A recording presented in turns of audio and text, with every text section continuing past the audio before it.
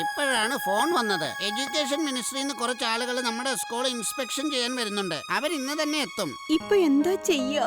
സ്കൂളിന്റെ അവസ്ഥ പരിതാപകരമാണ്. ഭിത്തിയെ പെയിന്റ് പോലും അടിച്ചിട്ടില്ല. ആകെ ഇടിഞ്ഞു പൊളിഞ്ഞു കിടക്കുകയല്ലേ. വൈകുന്നേരത്തിനുള്ളിൽ ഇതൊക്കെ എങ്ങനെ ശരിയാക്കി എടുക്കാനാ? ഞാനും അതോർത്തിട്ട് ടെൻഷൻ അടിച്ചിരിക്കുക. ഇവരെന്താ പെട്ടെന്ന് വരുന്നത്? ഇന്നത്തോടെ എന്റെ ജോലി പോകുന്നു തോന്നുന്നു. സർ, ഞങ്ങളുടെ സ്റ്റുഡൻസ് എല്ലാം ചേർന്ന് ഈ സ്കൂളിന് മൊത്തം പെയിന്റ് അടിക്കാം.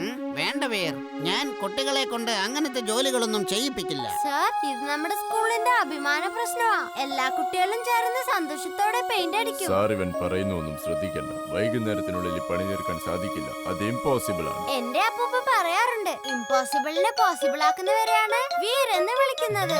നിനക്കപ്പോൾ എന്നേക്കാൾ കാര്യങ്ങൾ അറിയാമെന്നാണ്. ഇത് നടക്കില്ലെന്ന് ഞാൻ പറഞ്ഞതല്ലേ?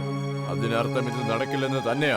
സർ, സാർ എന്നെ വിശ്വസിച്ചേ മതിയാവൂ. ഇതെന്റെ സ്കൂളിന്റെ അഭിമാന പ്രശ്നമാണ്. ഇതെനിക്ക് ചെയ്തേ മതിയാവൂ. അപ്പൊ എനിക്ക് സ്കൂളിന്റെ അഭിമാനത്തെ പറ്റി ചിന്തയില്ലെന്നാണ്? മിസ്റ്റർ കക്കട്ട്, എനിക്ക് വീറിൽ പൂർണ്ണ വിശ്വാസമുണ്ട്. അവൻ നമ്മുടെ സ്കൂളിലെ ഏറ്റവും ഇന്റലിജന്റും കോൺഫിഡന്റുമായ കുട്ടിയാണ്. ഇതിനു മുമ്പും അവൻ ഇതുപോലുള്ള കാര്യങ്ങൾ ചെയ്തിട്ടുണ്ട്. ഇവൻ ഒരിക്കലും ഒരു സാധാരണ സ്റ്റുഡന്റ് അല്ല. അതുകൊണ്ട് എനിക്ക് ഇവനെ പൂർണ്ണമായും വിശ്വാസമാണ്. ഐ തിങ്ക് നമ്മൾ ഇവന് ചാൻസ് കൊടുത്തേ പറ്റൂ. കക്കട്ട് സാർ, നിങ്ങളിപ്പോൾ എല്ലാ സ്റ്റുഡൻസിനെയും പുറകിലുള്ള ഗ്രൗണ്ടിൽ കൊണ്ടുപോയി സ്പോർട്സ് ഡേക്കുള്ള പ്രാക്ടീസ് ചെയ്യിപ്പിക്കോ. അപ്പോൾ വീറിന് ക്ലാസ് റൂം പെയിന്റ് ചെയ്യാനുള്ള സമയം ലഭിക്കും. സാർ, വീർ പറയുന്നത് കേൾക്കണ്ട. ഒടുവിൽ എല്ലാം ഇവൻ കൊളവാക്കും. കക്കട്ട് സാർ പറയുന്നത് പോലെ അങ്ങ് ചെയ്താൽ മതി.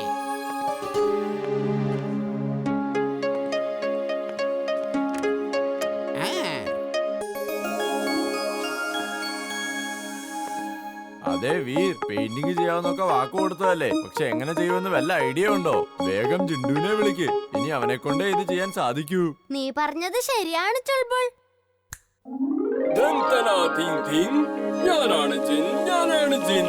എന്താ ചെയ്യണ്ട ബോസ്? ഇപ്പൊ നിന്റെ ബോസിന്റെ തത്തിനൊക്കെ പോയി കിടക്കുക.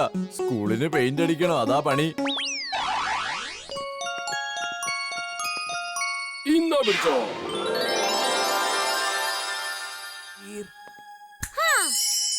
ആരെങ്കിലും എലിയാക്കണോ വീർ?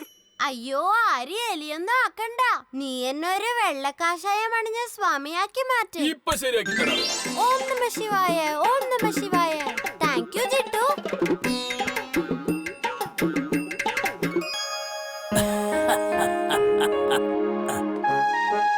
അതെ വീർ, നീ സ്വാമിയുടെ വേഷമൊക്കെ കെട്ടി. പക്ഷെ എന്താ ചെയ്യാൻ പോകുന്നെന്ന് പറഞ്ഞില്ലല്ലോ. അവരെങ്ങാനും നിന്നെ തിരിച്ചറിഞ്ഞ ഈ കഷ്ടപ്പാടെല്ലാം വെറുതെ ആയി പോവും.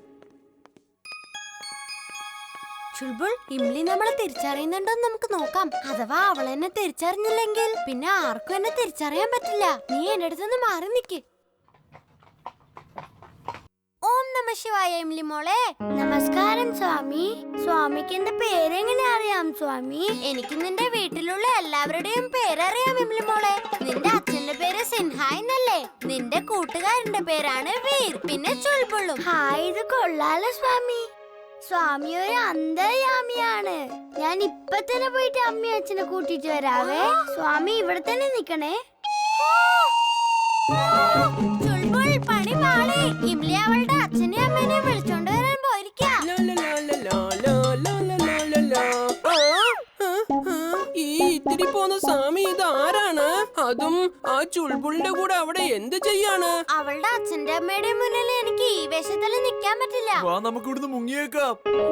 അമ്മ അച്ഛനെ എത്തിപ്പോയി. എവിടെയാ അവർ? അവരെ വിളിക്കരുത് പ്ലീസ്. ഇംലി വിളിക്കരുത്. നീ വീരല്ലേ? എനിക്ക് അറിയാമായിരുന്നു. എനിക്ക് ആദ്യം തന്നെ മനസ്സിലായിരുന്നു. നിന്റെ രൂപമാറ്റം വിശ്വസിക്കാൻ കഴിയുന്നില്ല.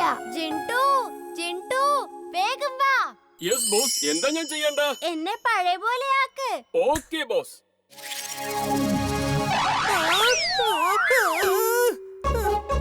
മമ്മി, വേഗം ഇങ്ങോട്ടൊന്ന് വന്നേ. ഇവിടെ ഒന്നെടുത്താൽ ഒന്ന് ഫ്രീ എന്നുള്ള സെയില് നടക്കുക. ഒന്നിന് രണ്ട് സൗജന്യമായി കിട്ടിയെങ്കിൽ ഞാൻ ഇപ്പൊ തന്നെ വരാം.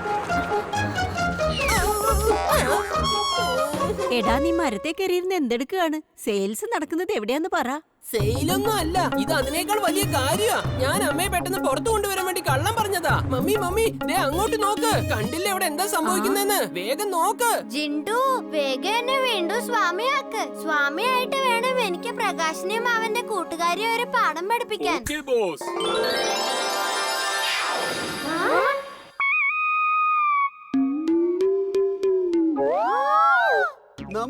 നമ്മളെങ്ങനെയാ ഇവിടെ എത്തിയത്?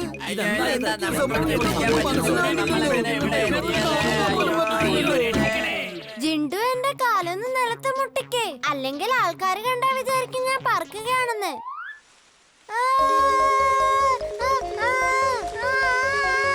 എന്നെ വിട്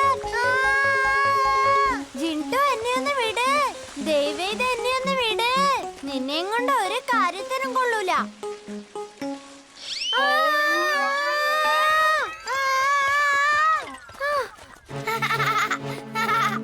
ഇനി നീ പുറകിൽ തന്നെ കിടന്നോ, ഞങ്ങളെ തോപ്പിക്കാൻ നിനക്ക് ആവില്ല.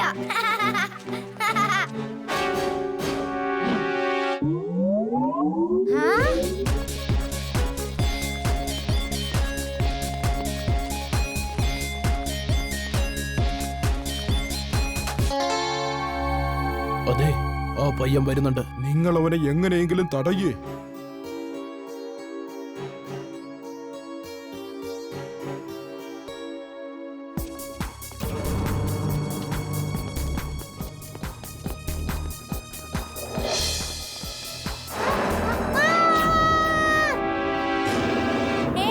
എന്നെ വെറുതെ വിട്. എന്നെ എന്താ ചെയ്യുന്നേ? എന്നെ വിട്. വിടാനാ പറഞ്ഞേ. എന്താ ഇത്?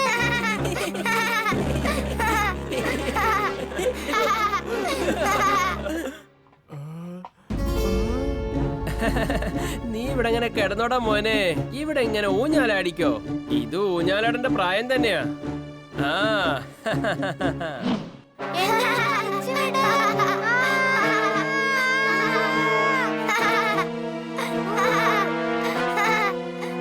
ദയവേദന അഴിച്ചു വിട്. ജിണ്ടു, ജിണ്ടു. ഞാൻ ഇവിടെയുണ്ട് ബോസ്. പറയൂ, എന്താ ചെയ്യേണ്ടത്? ഞാൻ പറഞ്ഞുതരാം. ഈ വല എടുത്ത ആ കുട്ടികളുടെ ദേഹത്തേക്ക് എറിയ. അവര് വീറിനെ കളിയാക്കിട്ടാ പോയത്.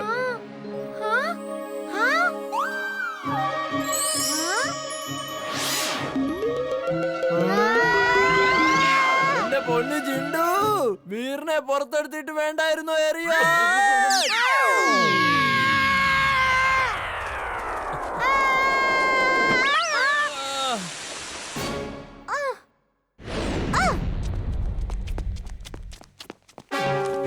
എന്നെ വിട്. ഇത് ചീറ്റിംഗ് ആണ്.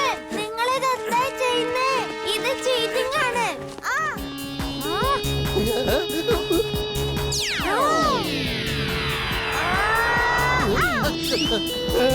അയ്യോ, റോബോട്ടേ, പോയി അവരെ പിടിക്കുക.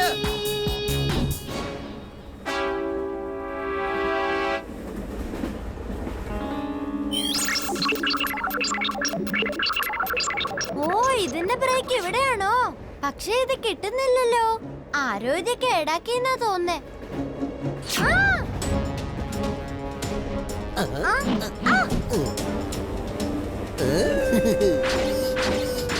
ഈ ട്രെയിൻ നിർത്തിയേ പറ്റൂ.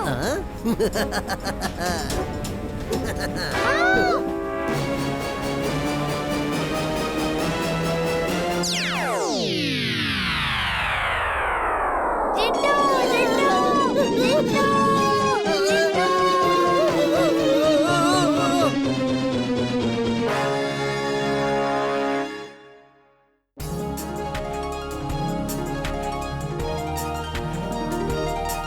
നീ എന്നെ വിളിച്ചില്ലെങ്കിലും ഞാൻ നിന്നെ സഹായിക്കാൻ വന്നല്ലോ. Okay okay, thank you. അല്ല, നീ ഈ ട്രെയിനിനെ ആകാശത്തോടെ എങ്ങോട്ട് കൊണ്ടുപോവാ? വേഗം ഇതിനെ റെയിൽവേ ട്രാക്കിലേക്ക് ലാൻഡ് ചെയ്യിക്ക്. ഓ sorry boss.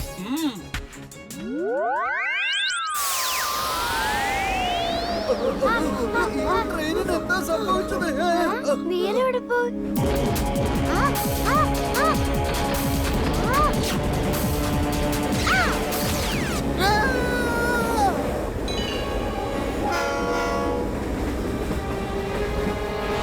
Oh no, ജിണ്ടുവെ train തെറ്റായ ട്രാക്കിലാ ലാൻഡ് ചെയ്യിച്ചേ.